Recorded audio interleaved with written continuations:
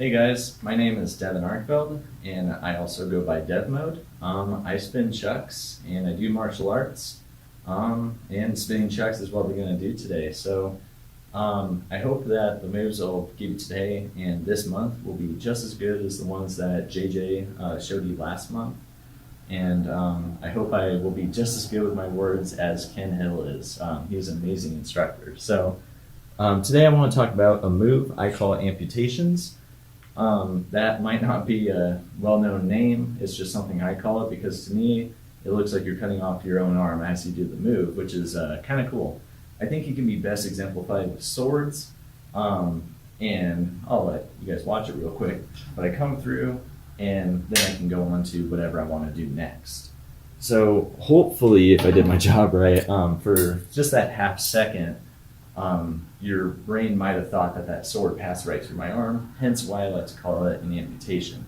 And we'll see that with chucks too. I also like to do this with what's called commas, and it's just kind of nice because you can go from that into other kind of cool things. And while I did this very differently with swords and commas, chucks is going to take a little bit of a different path, but it's going to be the same foundation. So where did I put my sticks? For my instructing tool, I'm going to use sticks before we head on to chucks because they just keep a nice straight shape when I throw them, unlike chucks, which kind of flop. So if you have anything similar to these, then it'll kind of help you to understand this move. Otherwise, it's not really required. So actually, let me just give you a preview of the chucks. So what I like to do a lot with it is merge it into many circular moves. I could be going from something like a 3-beat weave, get a nice little throw that I actually caught in there. I'm going with this, throw it through, catch it, and keep moving on. Maybe I want to throw another one. And the kind of benefit of this move is that it keeps you from tingling your chucks together if you want to get some things in, but that other arm might be in the way. We probably all run into that so many times, but I can take advantage of that scenario and get a nice cool trick as I go through. We'll also talk about merging it with a propeller, which is something that I believe JJ taught you guys last month. But for now, let's take it back to the sticks. All right. The idea with this amputation move is, I want to let go of this front prop, pull my arm back, pass this other guy through, and catch this before it hits the floor. All right. So let's talk about the throw part of it. I like to call it a soft throw. This method of throwing that we're doing.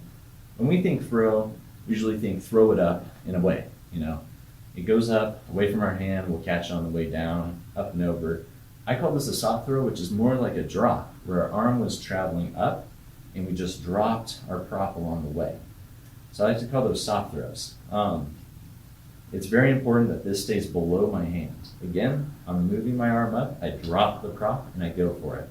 But while I drop it, I want it to be traveling up, just less so than my hand is. All right? So again, I'm just here. You can use your knees a little bit to kind of help guide through the motion. Wham, not too hard. It might be a little goofy, but not too hard. All right? I don't want to catch it underhanded. What's very important is I want to land my hand, let's say on a chuck or on one end of the prop. I want to land my hand right where it was, in the same position it was. All right? So I'm working that, and now we have the cool part, the amputation, the cut through effect. All right? I like to take a bare hand rather than, stressing ourselves out with, something else in tow, and put it right above my wrist here. All right? What I'm going to try and do is chop through that guy and catch my prop. So I'm here for the stick. I'm just going to hold it off on the side because it's very much like a chuck that way. All right, I have this guy ready. I'm going to try and make sure I get that soft throw. I'm going to pull my hand back. And while it's pulled back, I'm going to try and chop through and grab it. All right? Use your knees, kind of move with the stick so it doesn't really move much in your point of reference. And that way we're not super stressed out. All right? When I do this throw, I got to get this arm out of the way to allow this guy to pass through. So when I do that, that's bad. I got to pull this hand back and bring it back to the prop. I don't want to move it out of the way because if I move it out of the way, it doesn't really look like I cut through my arm. So what I want to do here is make sure to pull it straight back from the front side viewer or your audience, around there. right? Especially like when I did with those swords and everything, I want to kind of keep this prop in my hand within this kind of 1 foot airspace right in front of me. The reason for that is if I throw it way up and go like that, it doesn't really look like my arm was here and this one passed through. Right? I want to kind of keep it in this narrow range so it looks to the viewer for that split second that I just saw it through my other arm. So, do it on the other side for now. Again, when I do that soft throw, I want to pull this hand straight back and keep it at the same level, preferably as your prop. All right? I have this other hand, it's coming chopping down, pull the hand back, and go. We don't have to worry about that foot margin error just yet. We can let it be as big as we want, just to kind of get an idea of the move. My downstairs neighbors love me. So what we're gonna do is get just a good hold on pulling this hand back nearly to our shoulder, and then we catch our prop again. Now from here, maybe I want to start my hand from farther away, get a more graceful swing. All right? Maybe I want to start even farther away. All right, get a nice kind of rainbow path going as I do it. Now we can also go upward. So I can start small, go up. All right, now I just went big the next time, but maybe start from there, wham. Maybe start way out here, wham. Maybe a second time, third time, other way, alternating, keep going. And that's kind of where we want to work ourselves to, is being able to pull out as much of these as we want, landing it for the most part. Now, this is where you grab something else to work with too. I'm just using sticks because they hold their shape better than a nunchuck will when you go slow motion. Otherwise, you can definitely practice this with nunchucks. So, I'll start here, start small, try to get that guy through and go. I want to make sure I'm not moving my arm out of the way because I'm sawing nothing off that way. I want to pull this guy straight back and come through. I can start with a small motion, or I can use my whole arm. I got a ceiling fan above me, so I'll be kind of a little careful with that. But we just want to get comfortable with this whole motion. And let it be known, I want to be a lot closer to the prop than I am to my hand. I want to be out there. Gives me a lot of space, and I don't have to worry about hitting myself or anything. So, now we take this to the chucks. Chucks don't really hold they'll end up spinning. It's kind of hard to get a flat throw where it holds the same shape as a stick. So we're not going to throw it the same way. We're going to do what I like to call just a normal throw or a general throw, which is I'm just holding it, bring it out, bring it in, catch it. All right? I'm going to work that amputation, but what I like to do is just close chucks because they're floppy. It might be a little messy when you're just learning this for the first time. I'm here. Let's get this out in. See how they're kind of coming together. Go and then just catch it by any means necessary. We don't need to worry about this just yet. We're learning something new. Just catch it, or if you can afford to drop it, you don't have downstairs neighbors, that's good. All right? I can start small. I can go a little bigger. I went from underneath that time. Let me start from up top. I can go bigger. I can head out, just like that. All right? Then eventually we do want to get comfortable with having our chucks out as we do that motion. Now notice in this version, our chucks are kind of moving along the same circular path. To you guys, I believe that is counterclockwise here. So this guy's going to come around and cut in. This guy's coming down and being thrown up. And there, went. But now notice with chucks, I did throw that one chuck up high when before I was saying to do that soft throw. That soft throw will come in handy in a moment. All right? Coming in, I throw it up, just catch it by any means. Make sure you also get a hold on that other side as well. All right?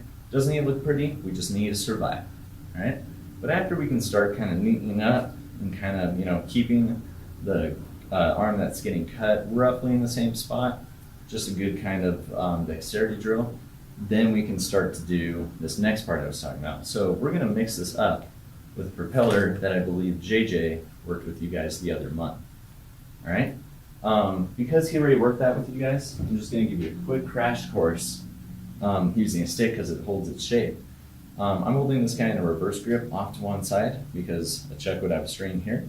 I'm going to get this nice inward throw here. You can also do it the other way, but just for the sake, going this way. And I'm not going to catch on just the other side of this. I'm going to let it complete one full revolution, catch it exactly where I held it. It's almost just like when I did this, I want to catch it exactly the same position, same grip, same way as I left it. Well, without the amputation, I'm going here, bam. It just gets one spin while I do that. All right? Now, if you do want to, practice safely, I can just use a bare hand, wham. Wham. Get nice and comfortable with that. If, you felt pretty good about throwing that one chuck while you did it, shouldn't be too different.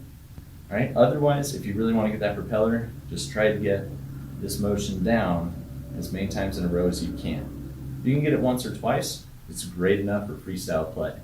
All right? So, now I take this to the chuck. I don't want to catch it on this other side of the handle. I don't want to catch it on the other handle. I want to catch it right exactly here where I was holding it. It does one full revolution, catch. All right? Once you're pretty comfortable with getting that guy in, now we're going to add that amputation effect. So let's say I'm here already in reverse grip. I'm going to have them converge in the same style spin. This is counterclockwise to you guys. All right? It's coming in, whoosh, catch. This other chuck's not holding its shape. I'm not worried. I'm just training. It's here. Whoosh. That was a little weird. Whoosh. Just like that. All right? Maybe we can get it twice in a row. All right? And that's where it starts to look kind of nice. All right? Try to get as many times as you can. Let's say I accidentally catch it on the other side. Well, hold it. Maybe we can hand roll this guy over to the reverse side again. And I'm back at it. All right? What I really like about this move is I have this outer and inner circle where if you're playing with like low chucks or anything illuminated, you can take advantage of that. And if they're like different colors, you have a cool effect of, like the iris of an eye and the pupil of an eye, how they're in different parts of that circle, make it for a cool effect. One thing I really like to do is actually use my feet to switch it up and start cutting through the other way. And then I can use my other foot to go back to where we were. Now with that in mind, one thing I do want to focus on this month is the mindset I want to share of approaching brand new moves. Or brand new moves for you, or maybe brand new moves for the nunchaku world. With this, what I was just showing you guys, we did this amputation, but we're not just doing the amputation, we started mixing the propeller too. These are two separate moves that qualify for each other's requirements. This guy gets thrown, does a little spin, a catch. It satisfies the requirement for the amputation of throwing, moving my arm out of the way, and catching. Why not mix an amputation with that? What else can fit that? Probably any throw. Something I really like a lot, and I owe this all to Ken Hill because I've never seen it before, and I had been chucking for so many years, I had never seen a Sim X or a symmetrical cross. And there's so many different ways to get that. You can like tag them and stuff, but how many times did I just let go of the chuck and have my hand separate from it? I hope you're thinking what I'm thinking. We can mix this with a amputation. So I usually like to do my Sim X from an eagle claw, put out two fingers, loop that guy in, get a nice little grip. I can throw that guy from there and catch in any grip I really want to. Why not mix out the amputation and just keep going? So I can be coming from a 3-beat weave. This is a nice circular thing. Keep the circle on one arm, get it nice and rigid and crossing on the other arm, and just keep going. And that's the sort of mindset I want to kind of share for this whole month, is if any two moves can kind of really fit each other's requirements, let's see what we can make with that. Sometimes I'd like to do that. Sometimes I like to do that, come through. Sometimes I like to do that, come through, get a knee bounce and not tick off my neighbors downstairs, but land it a little better. And then now you got something amazing with that too. So that's going to be a big theme. We'll touch down on that in later classes. So that's all I have for amputations for you guys today. Thank you for watching. I hope you guys learned something new. I hope you guys are excited because I am. Thank you, Ken Hill, for letting me teach for this month. And I believe it's just going to be a great month, guys. So stay tuned. I'm going to have a lot of other cool stuff for you guys.